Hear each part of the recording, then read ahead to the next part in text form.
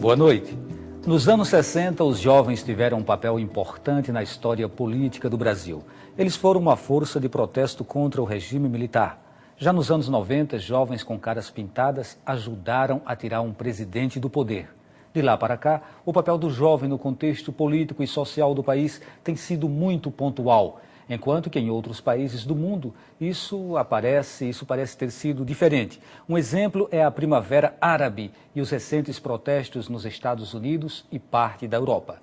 Para discutir o papel social e político do jovem, convidamos Joelson Rodrigues, secretário executivo de Articulação e Projetos Especiais da Secretaria da Criança e da Juventude.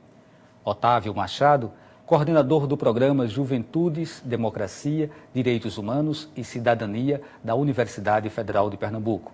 E Camila Laurentino, da organização não governamental Reagir e Mudar.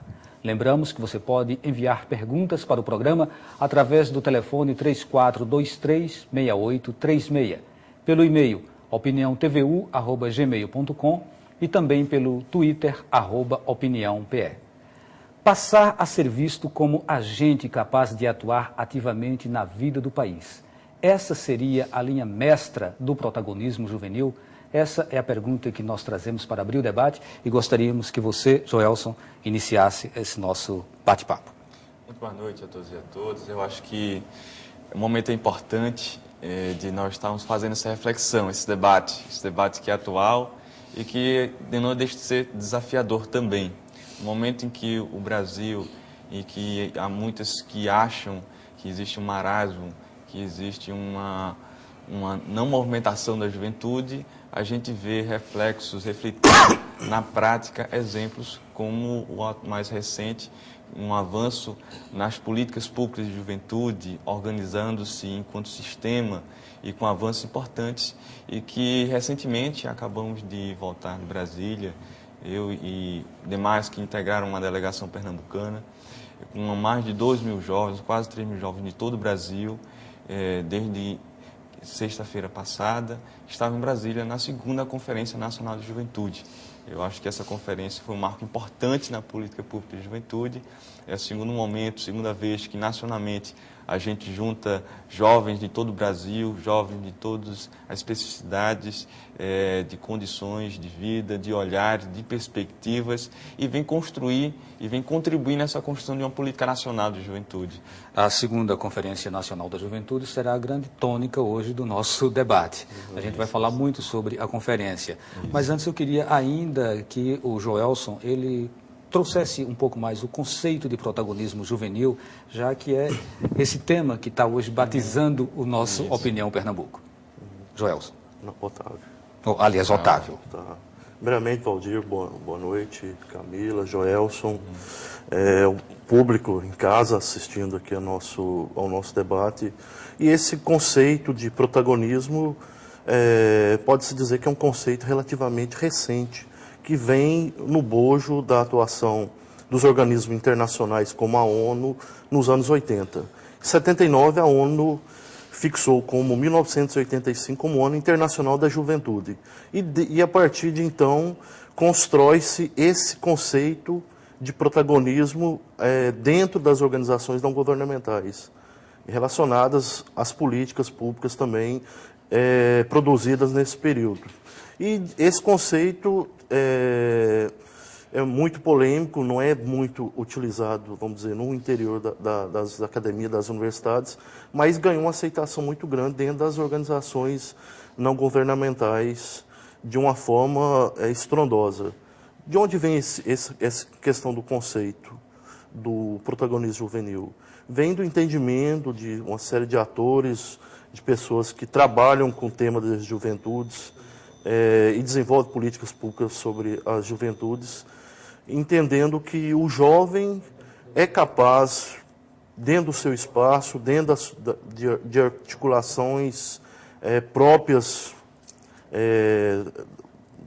dos seus entes, organizar-se e serem realmente protagonistas, diferentemente do que era traçado pelos vamos dizer, pelas políticas públicas do jovem como um ser que precisa ser, de alguma forma, doutrinado, disciplinado, um ser que precisa de assistência e não de protagonismo, de participação efetivamente naquilo que está sendo dirigido a ele nesse momento.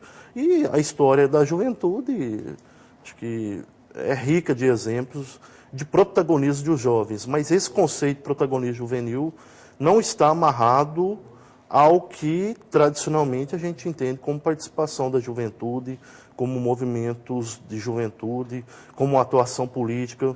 É um conceito que não preenche, vamos dizer, esse sentido que a gente entende como próprio do protagonismo juvenil. Ele ganhou outro caráter que a gente pode até explicar no decorrer do programa, que não é uma noção que não está amarrada. Certo, é um negócio muito amplo e é difícil de você colocar protagonismo juvenil como um conceito fixo, fechado e aceito, né, pelos estudiosos. Por exemplo, traz outro, mas tá. Certo, é ficar mais politizado ou ser menos suscetível a manipulações. Isso seria apenas uma vertente, seria apenas um dos segmentos do protagonismo. É isso, Camila? Sim, eu concordo. Eu acho que há outros segmentos do protagonismo juvenil, como especialmente o protagonismo na área social, né, de o jovem ele tomar assim, o espaço de decisões e de atividades também na área social, né? Faz parte da conscientização dos problemas da sociedade e da impactação por esses problemas que gera a inquietação e gera a atividade de ataque a esses problemas, de combate a essas dificuldades sociais. Por exemplo, eu faço parte, então, de uma ONG, né, como foi dito no começo do programa, que é a Reagir e Mudar. Tem um nome até bem característico do protagonismo juvenil, né? A gente reage aos problemas e a reação é a mudança, né? A busca da mudança. Então, essa ONG, ela é feita de jovens, somente jovens e para jovens. E a gente se articula sempre pela internet, que é também uma vertente muito interessante nesse debate, porque hoje em dia a gente tem uma facilidade muito grande de acesso a informações e aos problemas, assim, a informação no sentido amplo. E a gente também tem a facilidade de se associar, formar grupos de interesse. E isso capacita o jovem a estar mais dentro dessa dinâmica social. Seja pelo plano social, como eu falei, seja, por exemplo, pelo plano religioso. Por exemplo, eu faço parte de uma comunidade católica de jovens que trabalha com encontros de jovens. Assim, é uma vertente diferente, mas não deixa de ser o jovem tomando para si aquela vontade de agir do seu jeito alegre, dinâmico e atual. O educador Gomes da Costa, ele afirma que os protagonistas não são doutrinados a fazer opções políticas. Eles convivem com a realidade e tiram suas próprias conclusões. É assim que funciona, Joelson? Tem hoje em dia, na política pública de juventude, até mesmo o avançar dessa discussão, eu acho que é muito bem colocada, que o jovem, por muito tempo, foi utilizado como, era olhado o jovem como uma situação de problema, ou o jovem apenas por aquela fase transitória. Hoje a gente olha o jovem como um agente transformador da sociedade, um agente que está integrando, que está participando do processo de desenvolvimento da nação. Então, esse jovem, mesmo tendo uma pouca idade, ele tem todas as condições de estar participando, interferindo, seja nos processos participativos, consultivos, seja estar dizendo o que quer, como quer a realidade do Brasil. Então, é um olhar e uma posição diferenciada. Inclusive, é até diferenciada como você coloca o protagonista. Se formos fazer uma leitura com uma situação teatral, o protagonista é um ator. Ele pode ser até o ator principal, porém ele está atuando em uma peça que não foi escrita por ele. E, na realidade, hoje, a posição que quer o jovem, que ele que escreve sua história, que ele que diz qual o papel que ele vai atuar. Então, a situação é um pouco diferenciada. Não que hoje o olhar de muitos da situação do protagonismo é aquele que faz simplesmente o que quer. Mas, na realidade, colocar a juventude, o jovem, a jovem, como esse ator central estratégico do desenvolvimento do país. Então, pensar o protagonismo juvenil é uma questão que está bastante alinhada com o que foram os objetivos traçados, pensados no período de 9 a 12, até ontem, na segunda Conferência Nacional da Juventude, que aconteceu lá em Brasília, que você inclusive já fez uma referência sobre isso. E a gente sabe que nessa conferência, com base em propostas que haviam sido já discutidas nas comissões temáticas dos estados, dos municípios, foram definidos alguns eixos, são 5 eixos, não é isso?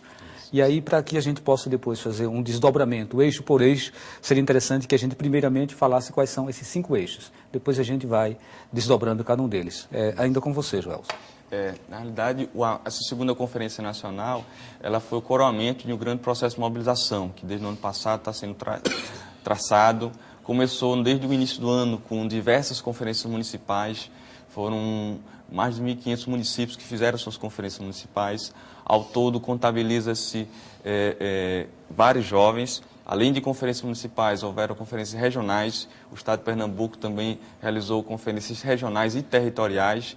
E todos os estados fizeram suas conferências estaduais, mobilizando em torno de mais de 500 mil de jovens em todo o Brasil. Aqui em Pernambuco, mobilizou quantos jovens? A participação foi muito grande, mais de 12 mil jovens a gente contabilizou em 77 municípios diferentes, em 4 conferências regionais e 5 territoriais. Foi um estado que mais mobilizou e fez esses encontros, mobilizando e discutindo. E chegamos em Brasília com uma pauta bem construída e que foi muito importante a gente ver que no resultado final, as orientações, algumas propostas que surgiram daqui de Pernambuco, hoje vão ser exemplo nacional. Um dos exemplos é um programa que nós temos, que começou aqui, por meio de uma entidade da sociedade civil, uma entidade que atua na área da região da Mata Pernambucana, que instituiu o programa Casa das Juventudes, um programa que surgiu dessas entidades da sociedade civil e que hoje é uma referência, estamos institucionalizando por meio de lei. Já existem mais de 51 municípios e a gente está no processo de ampliação para vários municípios pernambucanos. É um exemplo de uma ação concreta em que o jovem ele atua diretamente, é uma casa, uma referência para a juventude se organizar. Essa ação estaria dentro de qual dos eixos, de qual dos 5 eixos? Dentro do 5. Né? Exatamente. Acho que é interessante listarmos todos os eixos. O que eu gostaria que a gente listasse quais são os 5 eixos para poder depois a gente desdobrar cada um deles. Antigamente era muito comum se pensar nessas temáticas, pensando a política de juventude é uma política intersetorial, e que envolve várias dimensões, não é o jovem isso, é o jovem aquilo. Então, para isso, e para além de olhar de situações fragmentadas como saúde, educação, cultura, olhou-se pelo olhar do direito. Então, hoje, na política de juventude, a gente olha o jovem como que possui seus direitos e esses direitos devem ser garantidos. E por isso, o primeiro eixo, a gente olha o eixo do direito ao desenvolvimento integral do jovem. Questões relacionadas à qualidade de vida, acesso à educação, acesso à saúde e diversas questões voltadas ao desenvolvimento integral da juventude, do jovem e da jovem. Ou, como hoje foi bem colocado, das juventudes, que isso é um elemento importante, não olhar a juventude, mas toda a sua diversidade e ampliação das juventudes. O outro eixo é o direito ao território, a referência, o jovem dentro da cidade, as questões territoriais, a questão de mobilidade. Então, tem várias outras questões que estão olhando pelo direito ao território. O terceiro eixo, direito à experimentação e à qualidade de vida. Então, são aspectos importantes que voltados à cidadania, voltados ao acesso à cultura, ao acesso a direitos e outras questões como uma discussão muito nova que é direito ao tempo livre, que é diferente do tempo ocioso. O tempo livre, o direito ao lazer e a tudo mais. Olhar também o quarto eixo, direito à diversidade e à vida segura. Questões voltadas a todo direito, voltado à diversidade da população, especialmente da população jovem, e questões voltadas à segurança. Hoje, no Brasil como um todo, a gente ainda sofre uma das grandes questões, que é a violência contra o jovem. Seja o jovem negro, especialmente, os jovens que têm uma orientação sexual, que militam no movimento LGBT, que mais sofrem também em relação a isso. E questões de segurança como um todo, e aí dentro desse eixo existem outras questões. E, por último, não menos importante, um grande eixo voltado à participação e ao desenvolvimento institucional, mas, sobretudo, como o jovem se organiza, participa e se mobiliza. Tem esse processo de mobilização. Certo, então vamos trabalhar aqui um pouco a questão do primeiro eixo, a questão do desenvolvimento integral, a luta pela consolidação de políticas educacionais e de cultura.